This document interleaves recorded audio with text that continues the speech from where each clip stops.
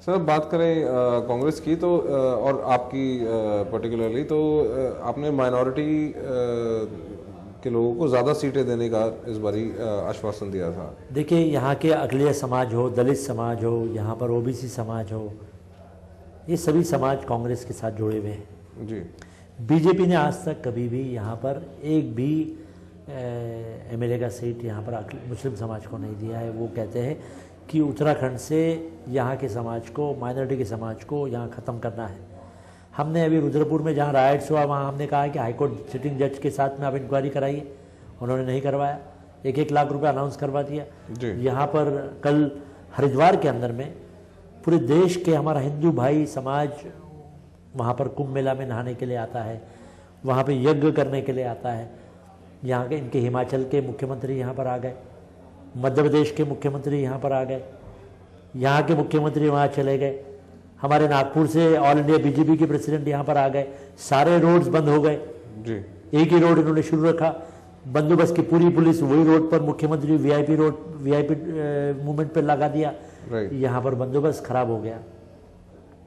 जो लोग थे इनके, इन्हीं के बुलाए हुए, उन्होंने महिलाओं को रोंगते हुए वहाँ पहुँच गए और महिलाओं की जान चले गई, कई बच्चे अनाथ हो गए। और इसके पहले, ये पहली बार नहीं हुआ है हरिद्वार में, ये पहली बार नहीं हुआ। इसके पहले भी कुंभ मेला में हमारे कई 100 लोग बह गए, डूब गए। इनका हमेशा इस तरीके से, इनका मैनेजमेंट बिल्कुल ख़राब है, इनकी बिल्कुल इन लोगों की मैनेजमेंट नहीं है। और इन लोगों ने जिस तरीके से मिसमैनेजमेंट किया और बाद में 2 लाख रुपए का अनाउंसमेंट कर दिया, वो 2 लाख रुपए से जो बच्चा अनाथ हो गया है उसको अपनी माँ नहीं मिलने वाली है। वो 2 लाख रुपए का अनाउंसमेंट करने के बदले इन्होंने वहाँ पर अच्छा मैनेजमेंट करना चाहिए था कि अब कुंभ मेला में जो इन्होंने सबक सीखा, कई लोग डूब गए, उस कुंभ मेला के बाद में कम से कम इसमें धक्का धुक्की में लोगों को नहीं शहीद होना चाहिए था। वो बीजेपी का काम है। यहाँ पर आपने एक सवाल किया कि माइनॉरिटी के अंदर में किस तरीके से किट देंगे। देखिए, मैं महाराष्ट्र में पहला माइनॉरिटी डिपार्टमेंट का मंत्री था जी। सबसे पहले हम अपने मैनिफेस्टो में डाल रहे हैं कि यहाँ पर महाराष्ट्र में जिस तरीके से मैं माइनॉरिटी का मिनिस्टर करके मैंने काम किया, उसी धरती पर हम उत्तराखंड के अंदर में भी माइनॉरिटी मिनिस्ट्री बनाएंगे। हमारे जितने सिख समाज के लोग हैं जी, मुस्लिम समाज के लोग हैं, बौद्ध समाज के लोग हैं, क्रिश्चियन समाज के लोग हैं, पारसी समाज के लोग हैं, ये सारे लोगों को, ये एजुकेशन में बहुत पीछे है। राष्ट्रपति अब्दुल कलाम कहते हैं कि 2020 में हिंदुस्तान सबसे ज़्यादा ताकतवर राज्य होना चाहिए। राष्ट्रपति अब्दुल कलाम कहते हैं कि हम अक़लियतों को जब तक मेन स्ट्रीम में नहीं लाएंगे, हमारा पूरी दुनिया में हमारा देश सबसे ज़्यादा मजबूत नहीं होगा। तो इन लोगों को मेन स्ट्रीम में लाना चाहिए, सरदारों को लाना चाहिए, अक़लियतों को लाना चाहिए, क्रिश्चियनों को लाना चाहिए। तो हम इनके लिए स्कॉलरशिप स्कीम्स लाएंगे। जो प्रोफेशनल कॉलेजेस हैं, उन प्रोफेशनल कॉलेजेस में हम लड़कियों को 100% स्कॉलरशिप देंगे और लड़कों को अगर 1 लाख रुपए फीस है तो 50,000 रुपये स्कॉलरशिप गवर्नमेंट ऑफ उत्तराखंड देंगी। इस तरीके की स्कीम्स हम ला रहे हैं, स्कूल के बच्चों से लेकर प्रोफेशनल कोर्सेज, चाहे वो MBBS का कोर्स हो, चाहे इंजीनियरिंग का कोर्स हो, चाहे वो पॉलिटेक्निक हो, चाहे वो ITI हो, फार्मेसी हो, law, hotel management, chartered accountancy, business management, hotel management, जो भी प्रोफेशनल कोर्स है, हम चाहते हैं कि जब तक ये प्रोफेशनल लोग नहीं आएंगे तो हमारे राज्य के अंदर में एंटरप्रेन्योर नहीं बनेंगे।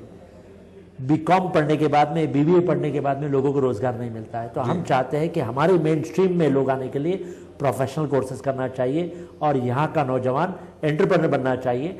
जब तक यहाँ का नौजवान एंटरप्रेन्योर नहीं बनेगा, और एंटरप्रेन्योर बनने के लिए हमें स्कूल से, कॉलेजेस से उसकी स्कॉलरशिप देनी पड़ेगी। और ख़ास करके माइनॉरिटीज़ को, सिख समाज को, क्रिश्चियन समाज को, इन लोगों को, दलितों को तो मिल रहा है, उसमें बौद्ध समाज को जिनको नहीं मिल रहा है जी, उन लोगों को स्कॉलरशिप देना चाहते हैं।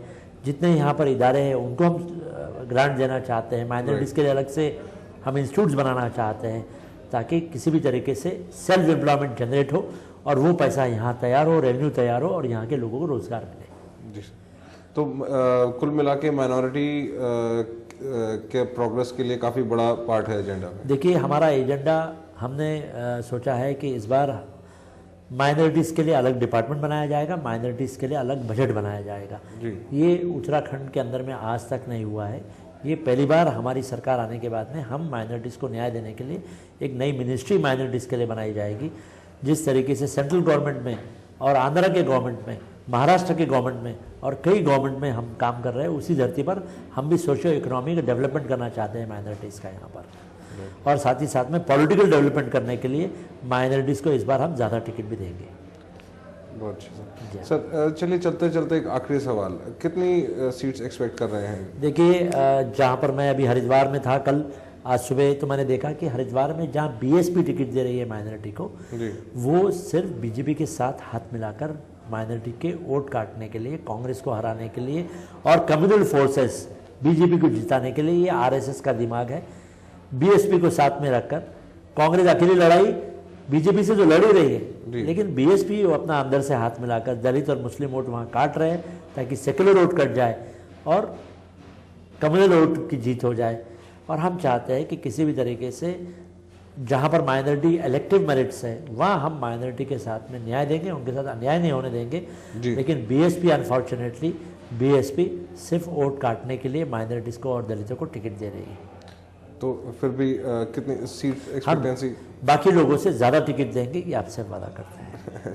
सर, हमारे साथ बात करने के लिए बहुत बहुत धन्यवाद। जी, थैंक यू वेरी मच। और ये थे श्री अनीस अहमद, जिनके साथ हमने की एक खास मुलाकात।